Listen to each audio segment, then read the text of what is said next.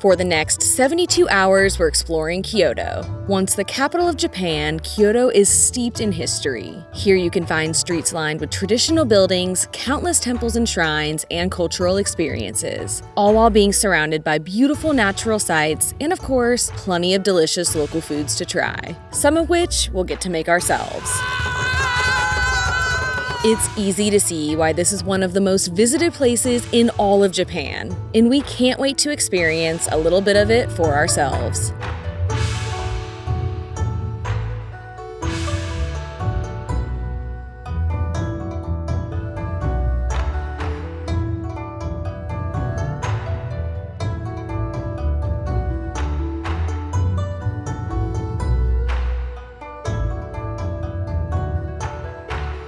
Yesterday, we took our first ever bullet train from Tokyo to Kyoto, going a speedy 300 kilometers per hour, which as big fans of train travel was such a cool experience. Fastest we've ever gone on land. This is crazy. And this morning, we are up bright and early to begin exploring the city. Kyoto is pretty famous for having some insane crowds, so our strategy while here is to try to get an early start when we can.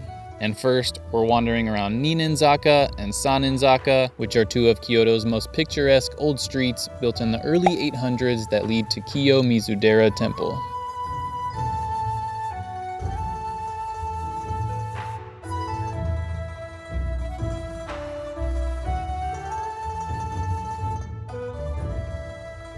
While originally founded in 780, the current buildings were constructed in 1633, with the main hall and 13-meter-tall wooden stage being built without any nails. Instead, these wooden pillars and beams are expertly joined together, and the temple gets its name after the Otowa waterfall located on its grounds, with Kiyomizu-dera translating to pure water temple. This waterfall is divided into 3 streams, with each having different benefits like longevity, success at school, and a fortunate love life. And to reap the benefits for yourself, you're able to drink from the streams using cups attached to a pole. But don't get too eager. Drinking from all 3 is considered greedy. It's really good water. We read that each of the streams has a different benefit, but I asked a woman working here and she said they're all the same, so we just chose one. So I'm not sure which benefit we got, but they're all good things, right? I don't know if we need success in school. Yeah, we'll take it as we'll take it as a school of life. We're just keep learning, lifelong learners.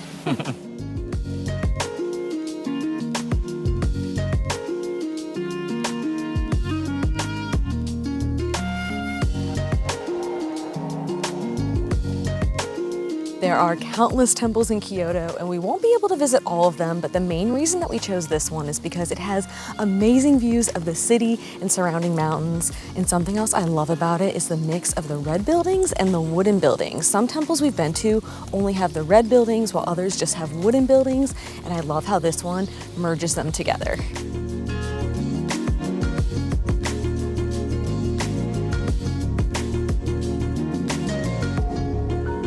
We had a very early morning and we're in desperate need of some coffee, so we stopped by Goodman Roaster to get some flat whites and some little snacks to hold us over until a very tasty activity this afternoon. Carrot cake is one of my favorite cakes of all time, and this one is so pretty. It's nice and moist, but also still fluffy, and I love the cream cheese frosting on top. Gives it a nice little tang. Well, we're gonna smooth out some of this.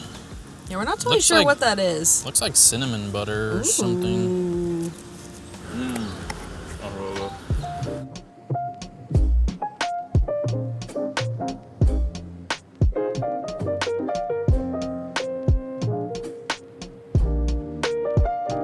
We have eaten quite a few bowls of ramen since being here in Japan. It is easily one of our favorite Japanese dishes, and this afternoon we're going to a ramen making class at Ramen Factory to learn the process of making it. But before we go, we want to give a huge thank you to Tripadvisor for sponsoring this video and our ramen making experience. Tripadvisor is the world's largest travel website. It makes it easy to find hotels, restaurants, tours, and activities, plus read traveler reviews. But they also have 400,000 experiences you can book directly through Tripadvisor. Some of our favorite travel memories are the tours and experiences that we have gone on, and Tripadvisor offers unique and fun experiences all around the world, like street food tours, multi-day hiking trips, exhilarating off-road adventures, plus cultural experiences like sumo wrestling, tea ceremonies, lantern making classes, and so much more. And to make booking experiences on Tripadvisor even more exciting, they recently launched Tripadvisor Rewards, where you can earn 5% trip cash on any hotel or experience booking made in their app, which can be applied to future in-app bookings. Plus, you get other perks when booking in the app, like price match guarantee and flexible booking options in case your plans change. To see what experiences they have for your next adventure or just get inspiration for the future, scan the QR code on the screen or click the link in the description to download the Tripadvisor app. And to get 10% off any experience, use our code A+K10. But now it is time to go make some ramen, and I am so excited and also very hungry.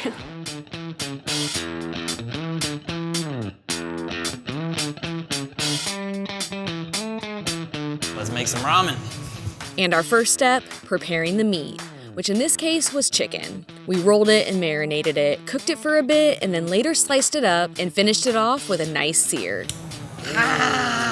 But the most important part of the process was making our homemade noodles, which involved mixing a ratio of flour and water, with the water amount varying depending on the humidity levels, plus a bit of strength to create the perfect dough. Use your muscles! Squeeze! Oh, wow. Oh my gosh!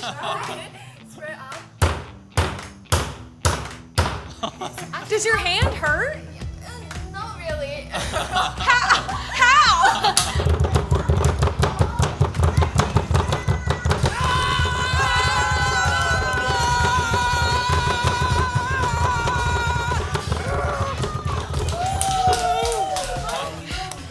That is a great way to let out some aggression. Yeah.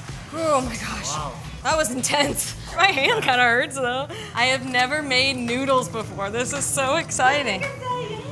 Wow. Cool. And then it was time to create our broth, with a few different ways to customize it, before quickly cooking our noodles in boiling water and assembling our bowl of ramen.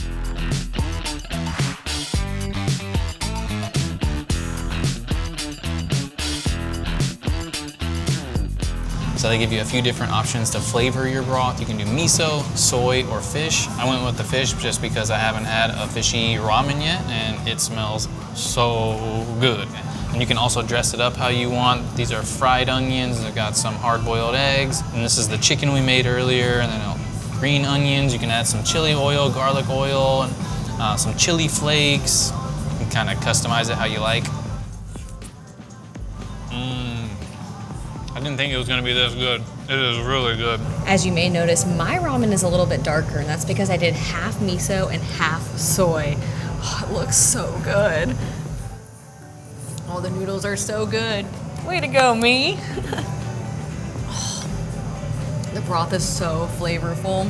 Not just saying this because I made it, but one of my favorite bowls of ramen ever.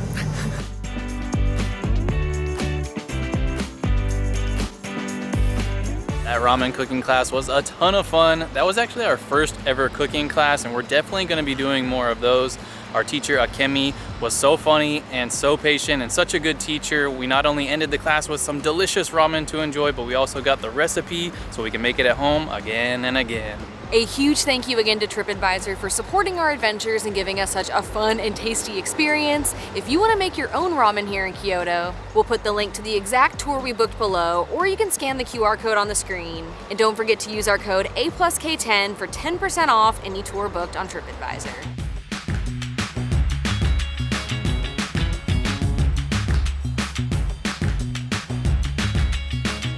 Just like everywhere we've been in Japan, the public transportation in Kyoto is excellent. The city is home to both buses and trains, and to get to our next stop, we just took a train down to Fushimi Inari Shrine, which is one of the most iconic sites in Kyoto. The Fushimi Inari Shrine is one of the most important Shinto shrines in Kyoto, honoring the Shinto deity Inari, who is said to bring blessings of bountiful harvests of grain, including rice. And it is famous for having thousands of vermilion red torii gates that lead up to Mount Inari. These are a lot bigger than I thought they'd be. Torii gates symbolically mark the transition from the mundane to the sacred. And each one of these gates have been donated by an individual or business with their names marked on the back of the gates. There are many sections of these densely packed gates, which are pretty magical to walk through.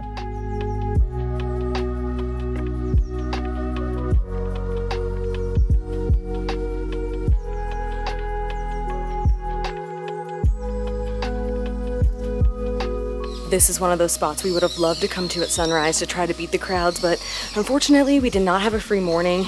We got here 2 hours before sunset and the entrance was madness. But we heard the further you go, the more the crowds thin out, and that is definitely proving to be true. The crowds started thinning out pretty soon into it, and we just passed the city viewpoint, and now there's hardly anyone up here.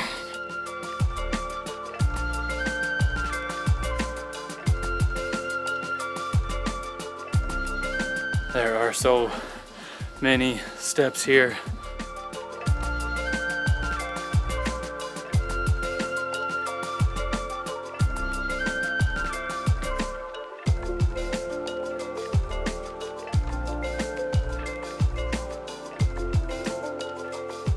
This is one of those places that you see so many photos of and you're not totally sure if it'll live up to the hype, but we loved it. It is unlike anything we have ever seen, and when we got those very small windows with no one else around, it was so serene. The shrine is free to visit and open 24 hours a day, and we do highly recommend either visiting at sunrise or sunset so that you can see it both in the daylight and the darkness.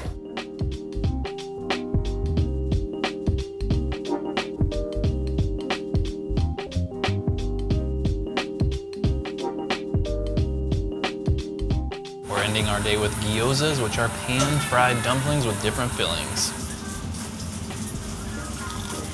Oh, that's so good. Crispy on the outside, tender on the inside, so much flavor. This is one with ginger and pork in there. Oh man, it's such a strong ginger flavor. I need like 2 more plates of these. Oh my god.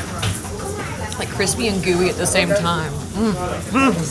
It's a really cool spot too because you get to sit right at the bar and watch the guy making them, cooking them. Couldn't get any fresher. Oh my gosh, I love them. I think we are gonna get a second round. For sure getting another round of this. And their cucumbers. Their cucumbers are so good. Oh my gosh, I'm in heaven right now.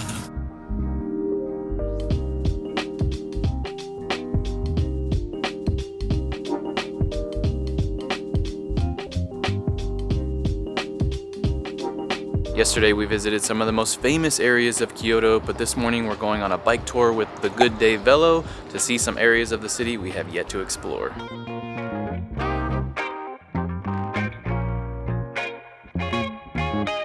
Cycling is one of the best ways to explore Kyoto. And over the course of 4 hours, Naoki took us all around the city, sharing tons of insight about what life is like in Japan, and taking us to many lesser-known spots that we likely wouldn't have gone to on our own, or definitely not appreciated as much without his insight. We rode along the famous Philosopher's Path and through Gion, learning all about the history of geishas along the way, plus visited different temples and shrines, including a temple with a beautiful historic aqueduct, and a shrine dedicated to ending bad relationships or any other negative influences. Here, people write what they'd like to break up with on paper and then crawl through a hole in a large stone, which symbolizes breaking ties. But not only does Naoki offer bike tours, he also runs a coffee shop. So we of course had to end the tour with some coffee.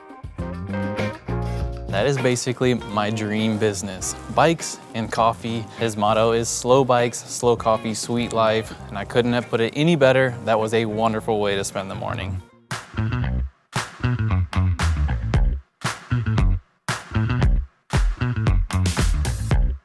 Now that we have biked for over 4 hours, we have worked up quite the appetite, so we have headed over to Nishiki Market. This 5-block market is over 400 years old and is referred to as Kyoto's kitchen, with more than 100 shops and stalls selling fresh seafood, produce, and a variety of snacks. plus cooking-related souvenirs like high-quality knives and personalized chopsticks. First impressions, the ceiling is really cool, and also it is bustling in here. There are tons of little shops and tons of little food stands. We have a list of foods we want to try, and they're mostly all foods we haven't tried here in Japan yet.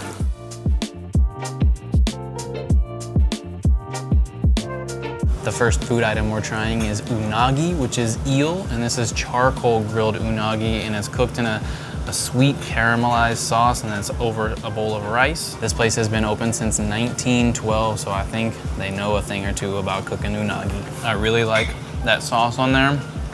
It's good and sweet, and then you have the charcoal grilled flavor. You can really taste the smokiness, and then also the skin is nice and crispy. One very important thing to know is that many restaurants and even some coffee shops here in Japan require everyone to order something, so I had to get my own, so I'm really hoping that I like it. Oh yeah, it's really crispy and juicy. The sauce is delicious.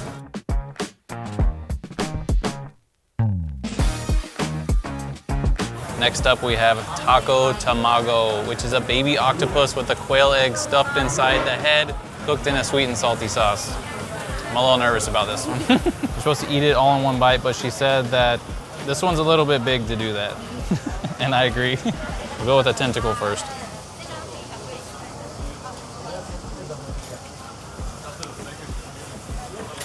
Good, meaty. The meat's a little chewy. The sauce, subtly sweet, subtly salty. You mostly taste the octopus. All right, now for the part I'm nervous about, the head.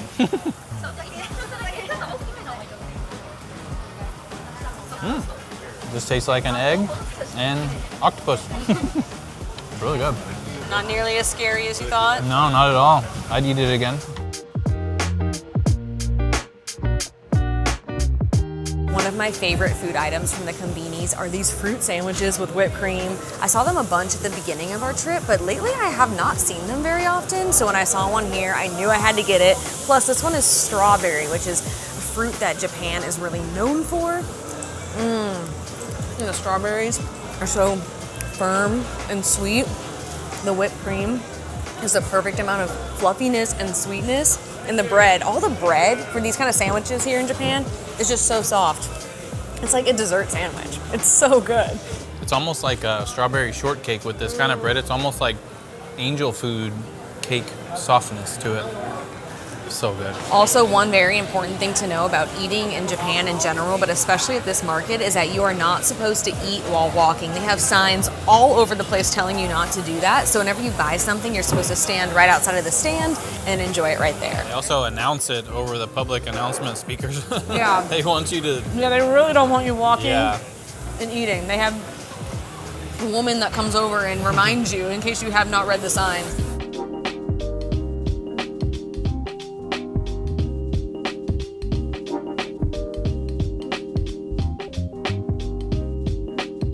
So this right here is curry pan, which is a bread that is stuffed with curry, and then this one is rolled in golden sesame. It's so crispy, and all the golden sesame started flying off. I didn't even get the curry yet. A little messy, huh? Yeah. You got it all over. Very messy. The dough kind of tastes just like an unsweetened donut. It's very... Do you want to wipe your mouth off? Oh.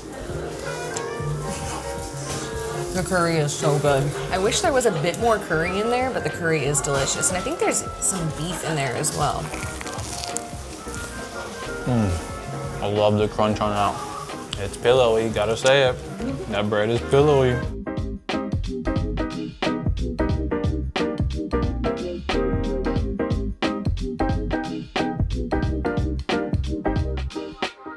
For our final food item, we got soy milk donuts, and you can get them plain, but we got them with soy flour and brown sugar.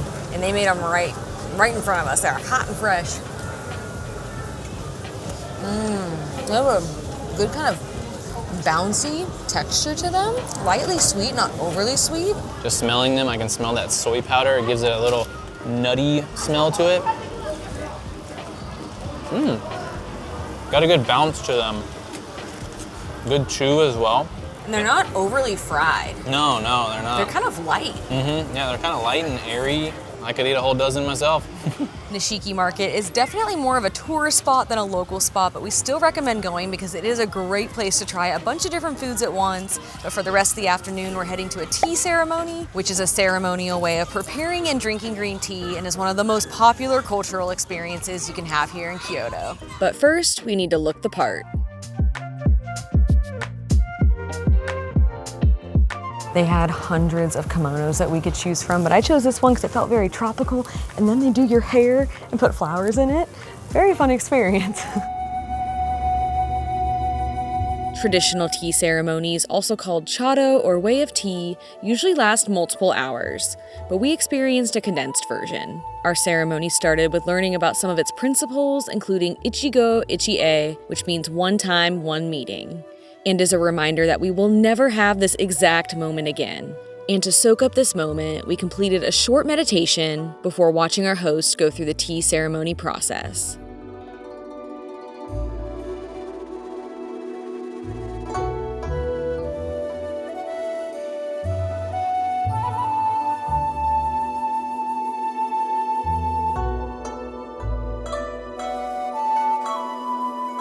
And then it was time to enjoy a couple tea ceremony sweets and make the tea ourselves.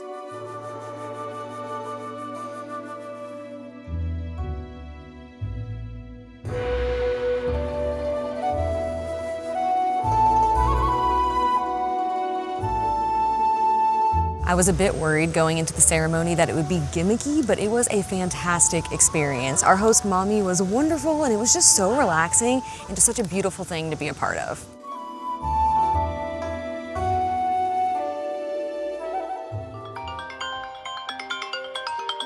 It is our final morning here in Kyoto, and we are once again up bright and early. And this morning's plan is to visit Arashiyama, which is famous for its bamboo grove. It's located all the way on the western outskirts of Kyoto, so we first have about an hour's worth of train rides to get there.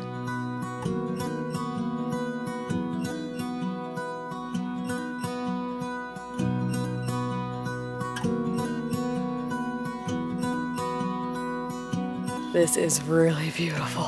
What I love most about it so far is just how peaceful it is in the morning. All you hear is just birds chirping. There's some people here, of course, so you just hear their footsteps and just like the breeze gently like blowing the tops of the bamboo trees.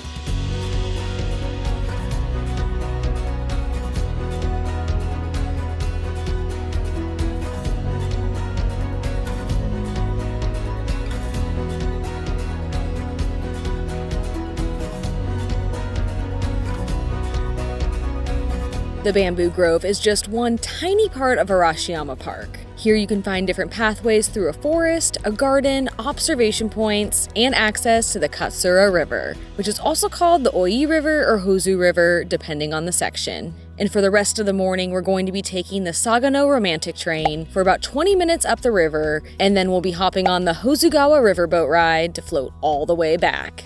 So we booked our tickets in advance on the Sagano romantic train website, and we specifically booked car number 5 called the Rich Car because it's an open air car, and we read that the side to get is the side with the even numbered seats because it has views for most of the ride.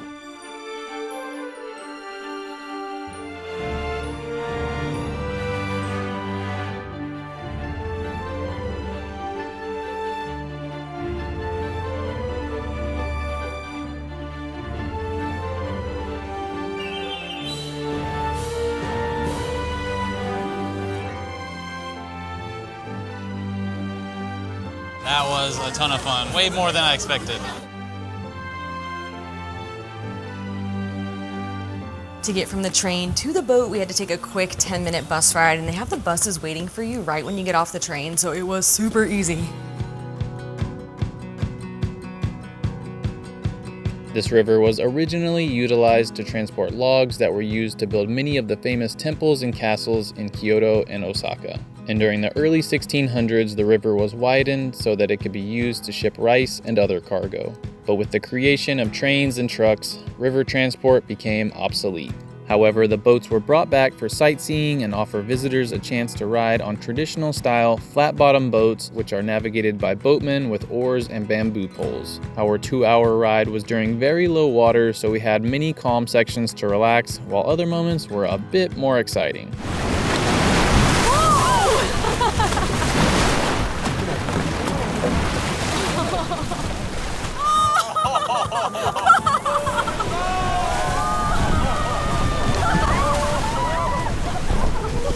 I am drenched.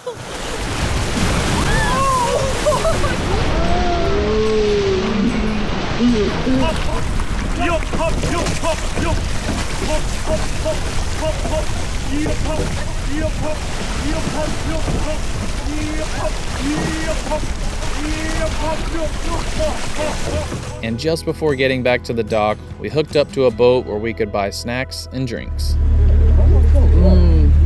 Sauce is really good.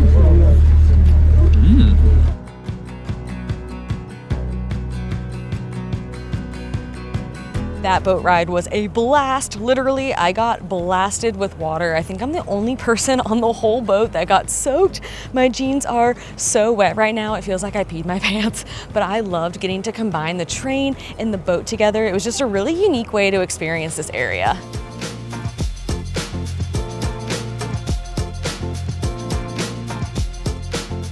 We've had a lot of Japanese food over the last few weeks, and we have a lot more planned for our next video. So today we decided to switch it up a little bit and get pizza for lunch. So this one's the coppa with a basil pesto base, mozzarella, prosciutto, and walnuts. And this is the diavola, which I believe is just a margarita with salami added.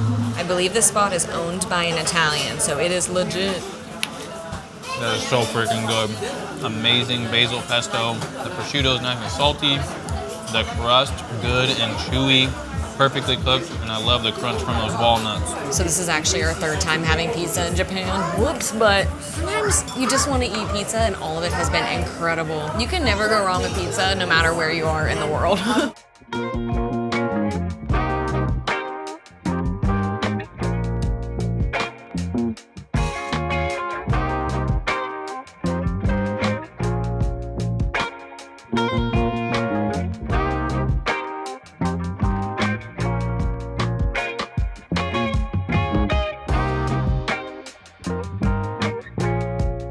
Grabbed some drinks from 7-Eleven and came down to the Kamo River for sunset, and it was the perfect way to end a fun few days here in Kyoto. But for our final adventure in Japan, we're heading down to Osaka for a delicious day trip.